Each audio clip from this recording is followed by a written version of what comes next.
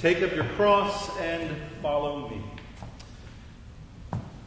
Matthew's version is a little bit different. Those who don't take up their cross cannot follow me, but it's the same idea. It's one that we hear a million times. We've all heard many different times. Take up your cross and follow me. Usually it gets more broken down to just it's my cross to bear, and quite frankly, in our modern usage, it gets a little bit lazy. It's sort of like I have to clean the cat box. It's my cross to bear. Not quite what Jesus had in mind, but it is an idea, at least, of there is something extra we need to do and something that may not be all that fun. Take up your cross and follow me. What we have to name first is what Jesus meant in his time, in his day, at least maybe broadly, possibly. And that is, the cross was a very public and horrible form of execution. It was meant to shame and intimidate. If you were wealthy enough, you were allowed to commit suicide. But if you were poor and spoke out against Rome, then the cross is what you got for speaking out against Rome. It was an intentional form of intimidation. Quite frankly, it was terrorism in the truest form. It was meant to terrify people. And it wasn't unknown. There are records that say there were literally, in some cases, thousands of crosses as you entered any major Roman city with people who had died or were dying. A reminder of the power, the authority of Rome. If we can have that idea in mind, that this very much was a public execution, a public means of communicating power and authority over those who are less, then it gives us a little bit more of an idea of what Jesus had in mind when he said, take up your cross and follow me. He obviously didn't mean it in a literal sense, pick up a physical beam on every day. It was metaphorical from the start, but it also meant to follow God was to very intentionally put yourself at opposition with power. If you watched the news for the last 90 days, and you've seen plenty of those images, especially for the last 3 or 4 weeks of protests, of people attempting to speak truth to power. And the response has been what the response has always been to power. It has been anger and hostility and aggression. But the part that people ask more than anything is, where do we as Christians fall in the midst of all of this? Where do we stand? Do we stand with protesters? Do we stand with order? Do we stand with Black Lives Matter? Do we stand with All Lives Matter? Where do we stand in this constant swirl? And the problem that I would say, that I would put in front of everyone, is most likely what happens in almost every case is a false dichotomy. Or even more, I'll put it this way, God's way is not our way. The way that Jesus calls us to be and act in the world is fundamentally different than the world tends to act. I fully believe that God stands with those who are oppressed and hurting and lost, that God stands with those who cry out for justice. And so, yes, on one level, I do think it has to do with Black Lives Matter. But to think that that's where it ends is where I think we get lost, to allow it to be just one part of the conversation and not a much larger conversation. It's not just about police violence. It's about so much more. To talk about taking up your cross daily is to say we have to look at the entire structure and how we got here today, not parts of it. Even more, we have to say it is not purely a black-white conversation.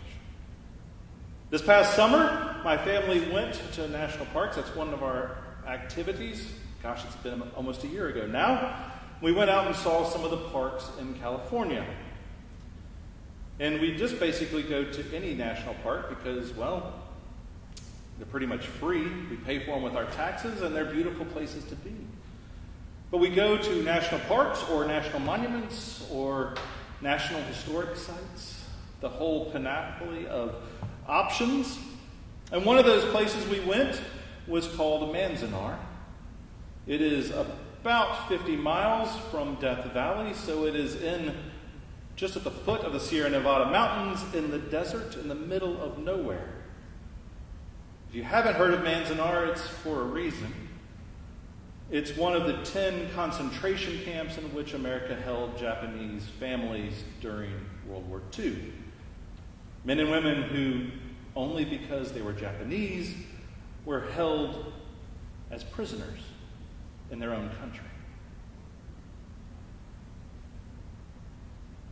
When we talk about the things that are going on in our country, it is not just one conversation, it is a lot of conversations that need to be had. Conversations are sin and brokenness, of the ways we have hurt and injured one another. When I was a youth minister, we would take trips to various places doing mission work. One of my favorites was a trip we took to South Dakota to work with the Lakota and Dakota people, the Sioux, as they're more commonly known, who are by and large actually Episcopalian. And so we went up to different churches and worked to do vacation Bible schools, to work on cabins and different places where they could gather. But one location we also went to there also informs this broader conversation we need to have. We went to Wounded Knee. For those who don't know, it's called the Battle of Wounded Knee. For some, it's really the Massacre of Wounded Knee.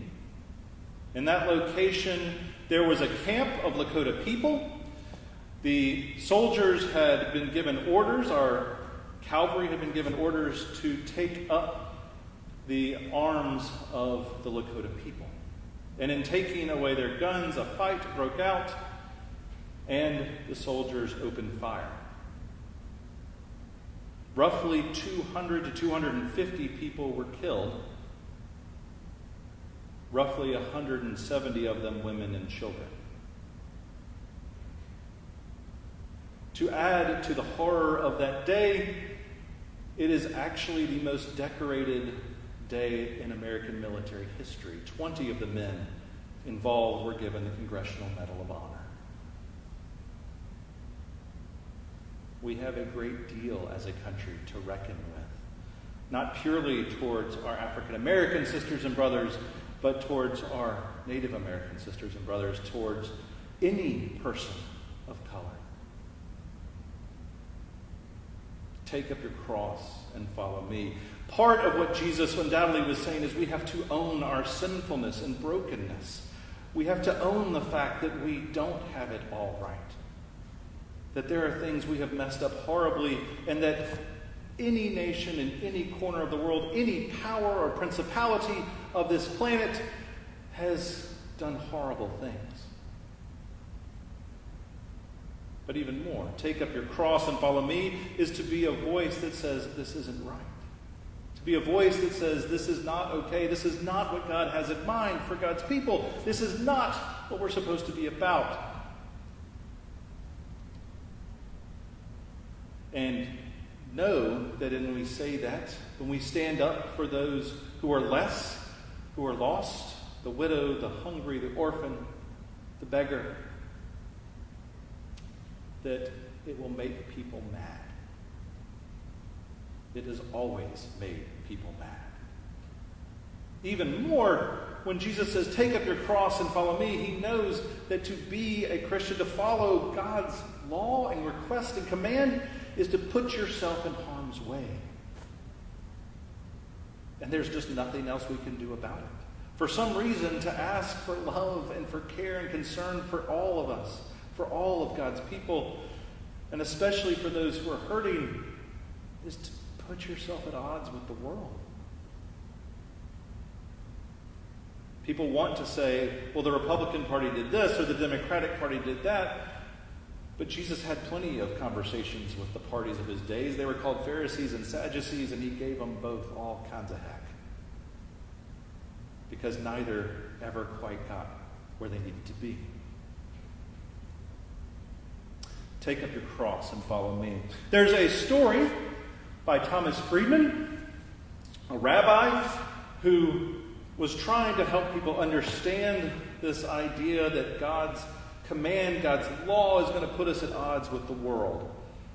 And put us so at odds with the world that we don't even realize the world has defined things in such a way that, well, can lead us astray in the process.